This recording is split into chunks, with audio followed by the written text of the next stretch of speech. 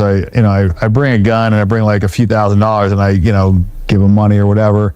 And it's like, it's crazy. Like sometimes, you hand one of these guys like a couple $100 and they'll just be like so happy. Then you give them like $500. And then, so, it's like, I don't know, it's fun to do. And it's like a small amount of money versus like, if you were gambling, that wouldn't even be like a small blow. You know what I'm saying? Like, so you look at like how you throw it away and it have no impact. You go out to dinner and spend $3,000 and like whatever, like I would have been just as happy if I went to In-N-Out, or if you give it to like some bum and it's like changes the next month of his life.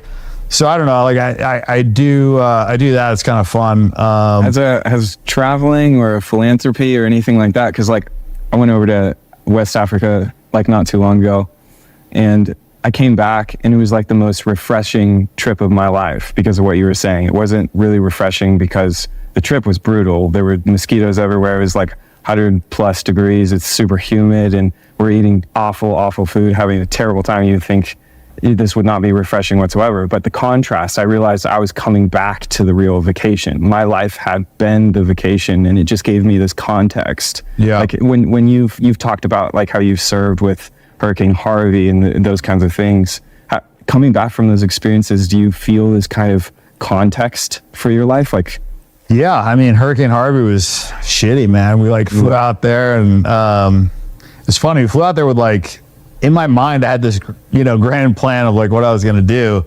And then we got there and it's like, we couldn't really do too much initially. Like my buddy like arranged a helicopter. And so we were like, flying in some stuff, but like we didn't really have that much of an impact.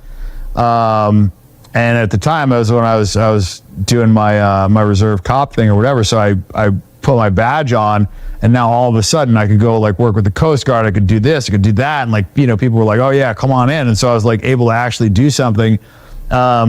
But when it shifted was when my buddy gave me a 5-ton truck. It was like a deuce and a half and a 5-ton. And so we were able to like drive into these flooded neighborhoods, fill up the thing and like drive all these people out, and I was fucking chainsaw and you're cutting down trees. And like I drove over a car in an accident. Like it was pretty crazy, we had 2 cops in the back and it felt good. Like you're like literally helping people out of like a crazy situation.